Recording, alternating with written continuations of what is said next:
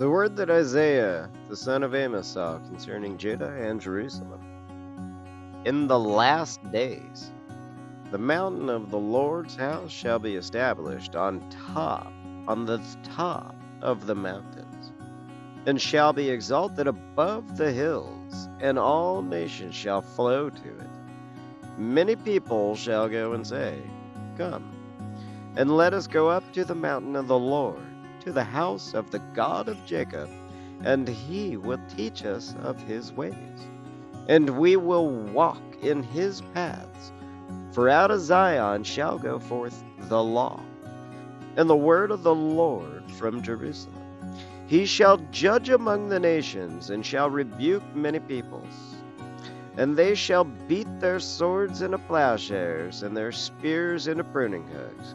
Nation shall not lift up sword against nation, nor shall they learn war any more.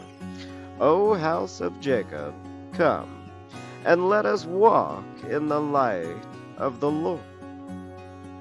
For you have forsaken your people, the house of Jacob, because they are replenished from the east, and are soothsayers like the Philistines. And they please themselves with the children of strangers. Their land also is full of silver and gold, and there is no end to their treasures. Their land is also full of horses, and there is no end to their chariots. Their land is also full of idols. They worship the work of their own hands, that which their own fingers have made.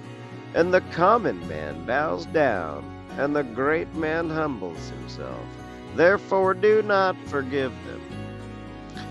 Enter into the rock, and hide in the dust from the fear of the Lord, and from the glory of his majesty. The lofty looks of man shall be humbled, and the haughtiness of men shall be bowed down. And the Lord alone shall be exalted in that day. For the day of the Lord of hosts shall be upon everything that is proud and lofty, and upon everything that is lifted up, and it shall be brought low. And it will be upon all the cedars of Lebanon that are high and lifted up, and upon all the oaks of Bashan, and upon all the high mountains, and upon all the hills that are lifted up, and upon all the high towers, and upon every fenced wall, and upon all the ships of Tarshish, and upon all pleasant sloops. The loftiness of man shall be humbled, and the haughtiness of men shall be brought low.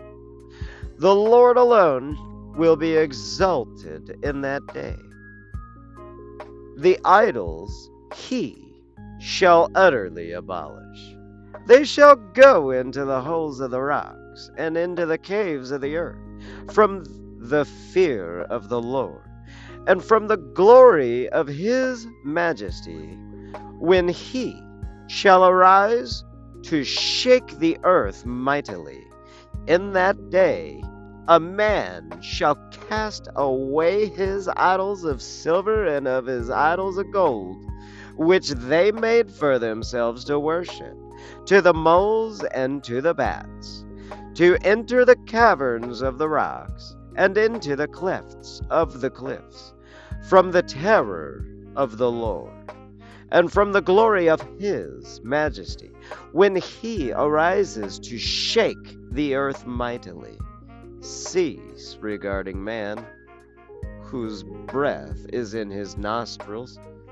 I repeat, cease regarding man, whose breath is in his nostrils, for why should he be esteemed?